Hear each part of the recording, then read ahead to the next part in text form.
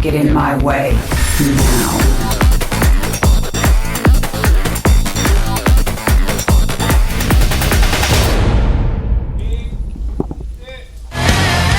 Welcome back to the GSTL. Right now we are 3-2, FXOpen in the lead. And this is going to be a pretty exciting map choice, I think. This is, first of all, our first turn versus, Zerg versus Protoss. And Tier just playing a pretty straight up game against Alive and eliminating him. Not a player I think a lot of people expected to see today, but he is he's an unpredictable opponent to face. Yeah, he definitely is, and y'all needs a win here.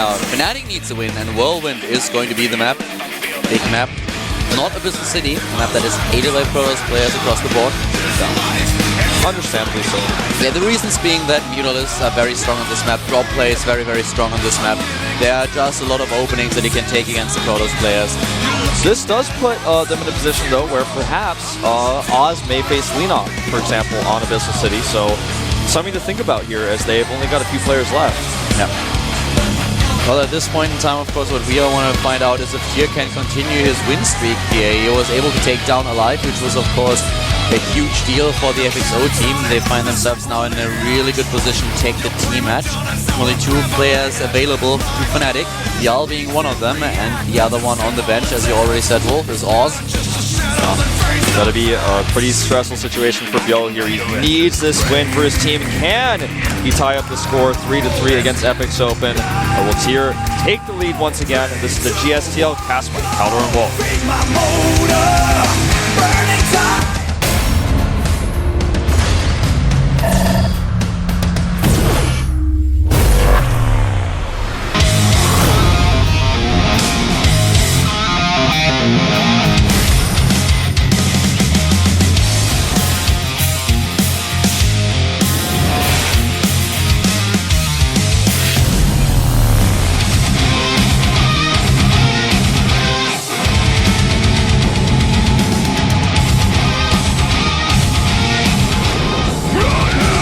Starting to the bottom right of the map is our FXO player taking down Alive. He finds himself in the second game now.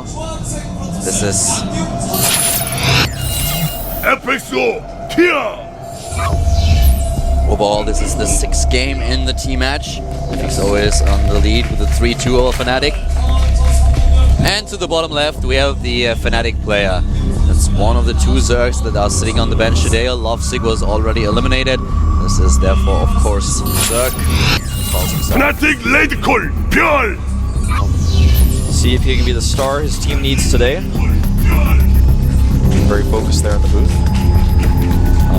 And Hunter, this map, what is your official opinion on it? I'm kind of curious.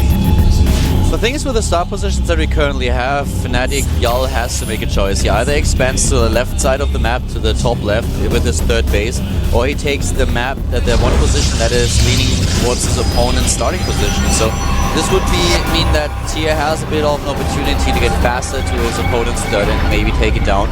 In general, the map being pretty huge is, of course, very decent for a Zerg player, which is also, of course, why Bjal chose it in the first place.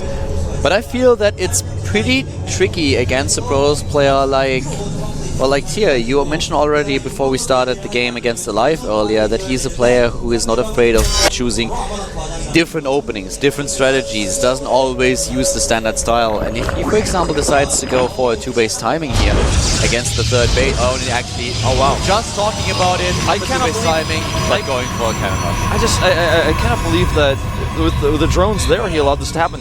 It's very clear that's the location. He even made the 3rd pylon, the one that was the most critical after well, this is a terrible position now for the Zerg player to get in. He even had the drones there. And this is such a good position for FXOpen to be in now. And Tier even has a 2nd probe available to make cannons externally if he wants to. And you know, this is exactly what we talked about. Him using just a bit of a different strategy, not going for a standard style, but really trying to make this work. And I would be very surprised if Bjol actually decides to use the hatch. Yeah, it's almost as if he said, well, you know, you only made the 1 cannon for now. If I cancel the hatchery, I get my money back, but if I don't cancel it, you have to make more cannons, which costs you more money, so an interesting idea here.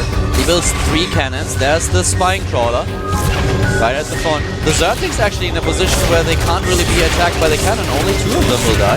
Yeah, he's actually going to force a cancel there, and this is exactly what he needs. I actually think maybe he'll save his hatchery. He's got enough lings here to attempt the cancel if he gets this cancel.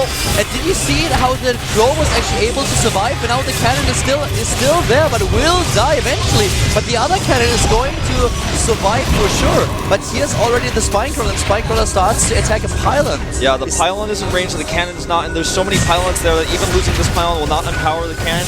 Does give a little bit more surface area. The Nexus has been started as well.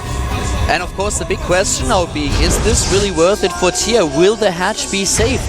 More and more Zerglings have to be produced by Bjal, and this is a spot where you don't want to be in as a Zergler. You want to produce drones. Yeah, this is the critical moment here. The Spine Crawler moving forward. He will keep the cannons alive. He decides to target the hatchery. He makes the choice. There's not enough energy for transfuse. Actually, there is. He's got the transfuse now. He uses it. And he will save the hatchery. This transfuse saved the hatch. Wow. Absolutely brilliant hold here by Joel. Puts him in a massive lead now. A lot of units lost, a lot of units produced, but now his opponent has to spend even more money at home to make cannons. His timings for his core are significantly delayed as well. Resources lost are fairly even though, and a situation that is not the best for Bjal is that he is very, very far down in the worker count. 17 to 26 harvesters. The tech, the issue for the Protoss, as Wolf already mentioned. But in regards to the economy, Tier finds himself in a very decent spot. Yeah, and Tier also has the ability to kill that hatchery with some pressure if he wants to. It's very low on hit points still. And these lings are just not very useful. He made a ton of them. I feel almost more than he should have, because it was either going to be the hatchery lives or it dies there, and now that it lives, it's like, well, these lings are no longer useful. You know, considering that Bjal also has no gas, Tier is definitely in a good spot here. Bjal had to build so many Zerglings, he lost quite a few. Yeah, I didn't realize he was so harvester low. He's now only up to 24 in drones. He's making only drones right now.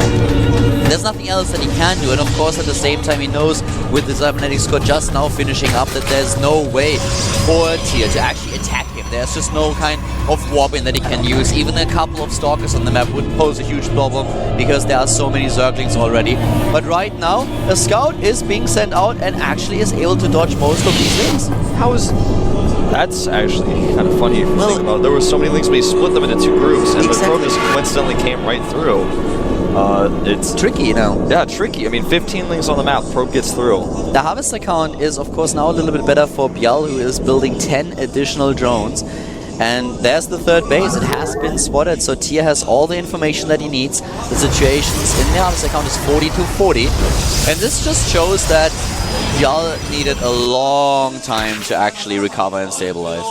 And here comes the Warp Prism. Yeah. And as Wolf already said earlier, with the hatch being on so low HP, a Warp Prism is a really good choice in order to put some pressure onto the natural. And if he just gets a few hits off, he will be able to take down the 2nd base of the Zerg player. Yeah, 4 Zealot Warp Band may be all it takes. And the one problem he faces, though, is great map coverage right now for Bjal. He's got not only the lings on the ground, but he's got Overlords to spot the Warp Prism as well. You know, it's not actually it's not the only point that he can't take down the natural. He can't just assume that he has now an opportunity to block the ramp and kill the main base. But he's got so many different opportunities here he can use. Looks like he's heading for the 3rd. I love his angle here. He knows that there's so much vision around his natural. He's just going to fly around to the top right side. Yeah, it's going to take much longer that way, no matter what he attacks. And you're right, I think it is going to be the 3rd base. He's even having to avoid the watchtower here because Bjal's coverage is just so good. He even has an Overlord going to the north that will likely spot this Warp Prism on its current trajectory. The Link sees it. That is so important now. That was really, really important for Bjal. This scout is exactly what he needed. With a surprise attack, executed with a Warp Prism, he might have lost everything here, but now here comes a Warp in just in time. The attack designed to take down the 3rd. There are no roaches. Yeah, the Warren is just now completing, and he's not using this prism like a drop, but rather like a forward pylon, doing a 4 gateway +1 Zealot timing. The +1 is not quite done, but it will be very soon. +1 not done just yet. He needs the Chrono Boost in right now. He does not. He uses those force fields very well, though. Already starting to hack away at the Spine Crawler. nice force field so far, but just not enough Zealots without the +1. He has a tough time against the Zerglings. Yeah, he really does. He saves some sentries using that warp and he's trying to trap the Queen. The Queen being very well microed right now. Spinecrawler does get taken out. +1 is finally done, and now those Zerglings are in trouble on the Roaches already. And it looks like he just defends us with very few real losses, trading Lings, and you know, just one Spinecrawler there for those Zealots. +2 not started back at home, as if I'm not mistaken, he doesn't have a Twilight Council yet. But what he has are a lot of Sentries and Immortals. He's actually going for the 4th Immortal. This is a bit of a weird timing. Usually with an Immortal push, execution is everything. You want to hit just in time. And now with the start that we had in this game, with the cannons against the natural expansion, this timing is a little bit off. But everything here is very unusual right now. We don't have the standard timings. And this push, if you just look at the composition that we have at this point in time, is very, very strong against what Jarl has. Yeah, he's got 10 sentries in this push. He had to remake most of those, and, you know, as he lost so many in that attack, and he wasn't able to get that full energy up yet on these sentries. Most of them at half energy right now. But with additional warpments, he still has that warp prism. He can warp in more and more sentries, adding gates right now. Adding additional gates, and he has the War Prism in position. He's now moving in. Spinecrawlers are being built, more and more Roaches, but are Roaches really the answer against 4 Immortals? I don't think so. I don't think so either. He's got a great position here, a great angle. The problem, of course, will once again be these Spinecrawlers. He needs to make sure he's doing the damage to those and not attacking Overlords. +1 armor upgrade is not done yet. More Roaches, more Zerglings, supply heavily in favor of Tyr. Jarl. Yeah, Jarl is really getting some extra damage done with those Spinecrawlers. And Tyr struggles to find the right approach. He's using force fields that are not being very useful to him right now. I think he should actually just go around the right side. That's exactly what he's going to do because he knows that's where the Spinecrawlers are the weakest. He needs to commit. The longer he waits, the better for Jarl, who's supply blocked at this point in time, but he's also going for the Infestation Pit right now. Yeah, this may be the moment of commitment. It's just a great position for Jarl. He's ready to flank at any moment if the opportunity arises. Here we go. Force fields go down. He cuts off the left side of the army, but he can't really do damage. He needs to take down the Spinecrawlers, but engaging is just so difficult for him because every single time he moves forward, those flanks are coming into play. Force fields to grab a few Roaches, but not enough. Yeah, not enough at all. He needs more than that. He's going for the spines now. He loses a Zealot, it looks like. Loses the second one as well. I feel he could just go around the entire other side of his opponent's base and go up that choke point using good force fields, but instead he really wants to fight at this location where the spines are. At this point in time, it's so hard for him to transition out of this. He has to commit, and that's what he tries to do now. Takes down the first Spinecrawler, wants to move in there. 3 left. Here come the Roaches, grabbing a couple of them. Now the Immortals can unfold their damage, but will it be enough? A lot of Roaches already dead and dying. He's losing more and more of those, so the force field energy is getting a little bit low here. And that's when the Lings are going to take that advantage, that opportunity to run in. The force fields are still decent here, and the Roaches coming from the north are picking up some of the Stalkers, but good micro here by Tyr. He pulls back, he traps more Roaches, and right now the Zerg player's running out of steam a little bit. The most important thing is that we currently see all those Immortals still alive, and another round of warp-ins just hit a few seconds ago. Tyr tries to break through at the same time. Jarl is making use of the Spinecrawlers that he had at the third phase, moving them into position, but this is the cue for Tyr to actually attack. He's moving in once again, shielding those Immortals from damage, and they do so much DPS. Yeah, and the drones getting trapped in here as well. He's losing several of them, and now down to 51 workers. The Harvester count is even, and the economy for Tyr is just what he needs to actually continue gateway production here. Another Spinecrawler dies. Force fields are good and decent. Here comes the Zerg, trying to commit. Those Roaches in position, and the Immortals, they close the distance, and they do so much damage against the Roaches. This is basically the last opportunity for the Zerg player. He picks up a few Zealots. He runs in. He needs to win this battle now. He's pushed the Protoss back. He's going to have to fight a little bit off creep. He comes in. The Sentry's not able to do a lot of damage. Good targeting here. Oh, wow. Tyr might run out of steam here. So the Roaches closing the distance. Nice micro with the Warp Prism. He needs more Warp-ins, though. He doesn't really have them. This is just so close. This is so close, but the Immortals are still alive. 3 of them, only 1 of them dying. And they are just really the story of this game. How many kills does they actually have? 24 on one of them. I'm clicking around 22, 16. So many kills on those Immortals, and he was able to protect them so with forces. But then even when the Roaches came in, the Immortals were at the back. The Zealots were tanking the damage. But the Zerg player is still holding in here. He's got the Spine Crawlers alive as well. Still 5 of them up now. A lot more resources though for Tier, who warps in more and more units. The army supply is in favor of Bjarl though. 72 against 67. Both of them just rebuilding units. And here comes Tier trying to go for it. He might actually just try to run past these. Oh, nice. Look at this. This is so risky in most situations, but in this situation he knows he's very Ling light. He can actually just send the Immortals forward, use those hardened shields to take out a Spine Crawler. Excellently done. And now he's ahead in overall supply. He's trying to bait the Zerg player into committing again, and this is exactly what Bjarl is doing right now as Tier moves forward. Those Immortals with the DPS that they have, 3 are still in the army composition, and Tier is doing a lot of damage, but this game is over just yet. It's not, but this is a great trap. This may be the end. He's getting all of the roaches here, and this is exactly what he needs to do. He eliminates the Spine Crawler as well. It looks like more than force fields. The Lings though, the Ling switch is somewhat of a problem for him. More Lings are now coming in at the same time. Those Spine Crawlers are out of luck. They're Tier the is committing a lot more here. He's trying to take them down. More Warp-ins as we speak. And here comes Tier. He's moving and he's trying to make this happen. 33, 35, 36 kills on one of the Immortals already. And now there's basically only roaches left, 17 of them. Just great force fields continuing here. The Immortal's not able to be targeted. He targets one with a Spine Crawler. It may fall. Even the drone. Oh, drone takes out an Immortal. That's quite critical, but I think the damage may just be too much. The Spine Crawler's getting low again here. Him using the drones already that's tails the tail. He loses too many Harvesters, and here comes maybe the last attack in this game. The Harvester count is now currently 37 to 50. Tier with a much better economy right now. Still one of those Immortals alive with 33 kills. Now Overlords are dying. A huge problem here for Bjarl. He loses so many resources. He won't be supply blocked, but he just can't get enough units to force Tier back. Yeah, he just can't force him back here. Even though the Immortal only has 2 hit points left, he's got 57 shields now. He can lift it up in the Warp Prism if he stays near enough. And these force fields are just so good, ripping through those roaches. Again, the Immortal at the front, low on hit points, high on damage. At the same time, we have Bjarl even building drones again because he realizes that he doesn't have the economy to keep this up. Yeah, and he's down to Tier is 39. just so patient. He's so patient indeed. He traps these roaches once more with just 2 great force fields, fighting against the ramp. If he could just get rid of that Spine Core, that is the last real tough unit that he's got to face, and he's going to get it. Yes, he kills the Spine Crawler, finds himself in a really good position here.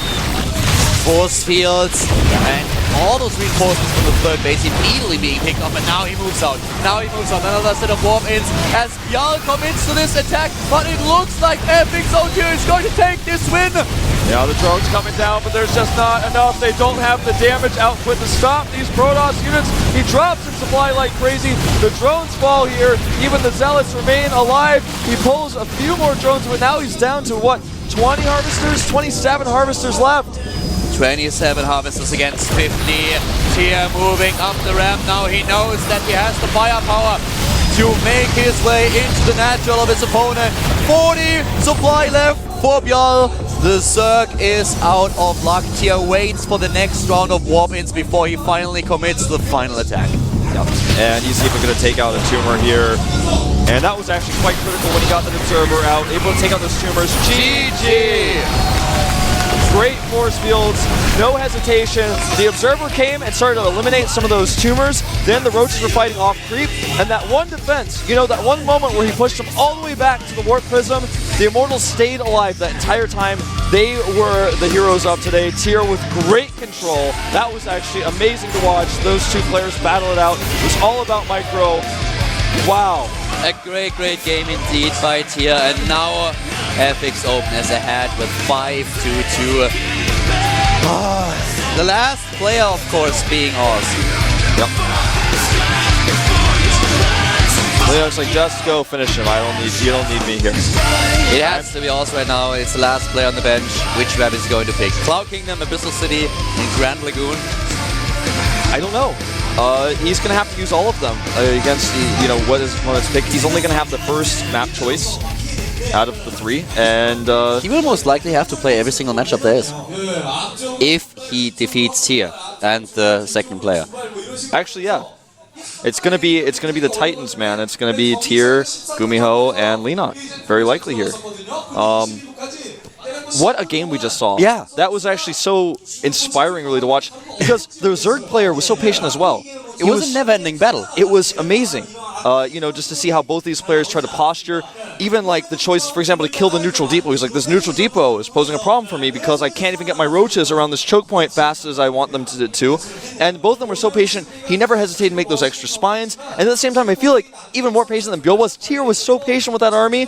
He tried to find the best angle of attack. He just said, nope, not fighting it.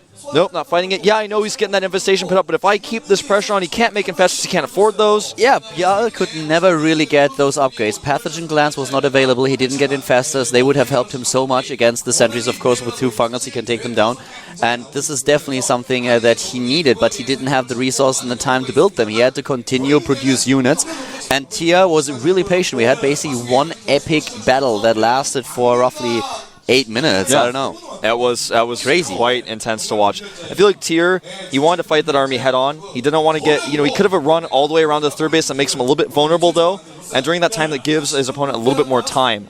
So he decided to fight at that narrow, I guess you could call it a choke point, the exit of the natural, where the neutral depot is, where the units constantly have to go down a ramp. He wanted to fight near that ramp so the units had to funnel against his force fields. He repeatedly trapped units on top of the ramp, trapped units below the ramp, and the Ling switch at the end when his economy started to get low was almost a problem for him. He just barely had enough to hold through. He waited every single time for the next round of warp-ins when he was sure that he had the upper hand with the composition that he played, and shielding those immortals was so important. Up to the end, he still was able to save 2 of them. One with 2 hit points left. And one of them, nearly 40 kills. I think one of them even got over 40. Yeah, it was one of them maybe even got crazy. 50. And, well, right now it's going to be Oz who has to take down 3 players if he wants to win for his team. Yeah, will Kim Hak-soo please stand up, come to the front desk.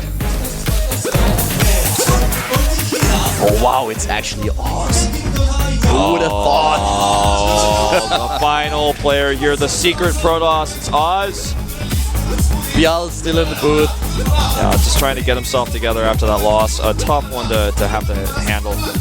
And Oz, now he usually comes out last for his team. Kwani really likes to send him out as the final player. I think it's not only the decision to send him out as the last player, but just how those team matches go. It's just like, when would you have sent him out? I mean, all the time, a Terran player was the logical choice to send out, but now it is time for a Protoss. This is the last game. It is Oz. We'll find out soon enough what exactly his map is going to be. That's what we're going to see here. I think Oz, you know, because of how he's been used, has the most, out of anyone on that bench, the opportunity to play last and know what that feels like to be in the booth and be the last man standing. He's done it so many times, so I don't think nerves are going to be so much of a problem for him here. But he is the last hope. He's got to know that. He has to accept that. He's the final player. There's literally no one else on that bench. It couldn't have even been anyone else. It has to be him. And we have been talking about who is going to beat Lena, who is going to beat Gumiho, who is going to beat all those heavy hitters, those names that everyone knows. Gumiho defeating Slayer single-handedly in the last finals of the last season. But now it's Tyr. And can Oz beat Tyr? Can he do it? That is the question, man. If he doesn't do it, then the match ends and FXOpen goes home happily high-fiving each other and sitting on that subway train or in a taxi, whatever they do to take home. Maybe they take a van. I don't know. But he's got to beat Tyr here or Fnatic is done. And Tyr looked strong. He did not only take down Bial, but also alive earlier, something that we should not forget here. And these two are 2 of the heavy hitters of Fanatics these days. So it's not going to be easy to prevail against Tyr. This guy has shown us his style in 2 matchups already. Now he's fighting a Protoss versus Protoss. Yeah, and earlier Chili was talking about how Oz practiced with the team a lot and helped coach, but he doesn't know all the players that well. And Tyr joined after Oz left, so I find it a little bit strange. Not strange, but it's a kind of a peculiar situation we have because it's a Protoss versus Protoss, but neither player knows the other player's practice that well, even though they both are from the same team originally. And Oz, in this matchup, is going to have to make all the right choices. You talked about this before, it's a fairly volatile matchup. Things can be really scary here because you can just lose simply because of build orders so easily in this matchup. The map is going to be Grand Lagoon. This leaves Cloud Kingdom and Abyssal City. I was actually expecting a little bit to see Cloud Kingdom here. But right now, Oz chose to go for Grand Lagoon, and we'll find out if this was the right decision. Was a good decision to make. I like it because now maybe he gets Cloud Kingdom against Gumiho, but He's got to win this match first. I mean, we're talking about the future as if we can see it, but it may not even happen. The future may change here. That's all up to Oz. He is the final Fnatic player. Yeah, the last man standing here, and he has to come through for his team. But it seems to be a little bit unlikely at this point in time. Of course, we've seen crazy comebacks in the past, but Fnatic is down to the last man, which is always very uncomfortable, especially since the problem is now they can really already discuss FXOpen, that is, what's going to be your strategy if Oz is actually defeating Tia. What map does Ninok want? What map does Gumiho want? Is someone else playing because he feels really strong against Protoss these days? We'll find out soon enough, but first of all we have to focus on the PvP at hand between Oz and Tia. It could be the last game today. Grand Lagoon is the map, and the match is going to start right now here at the GSTL match between FXOpen and Fnatic.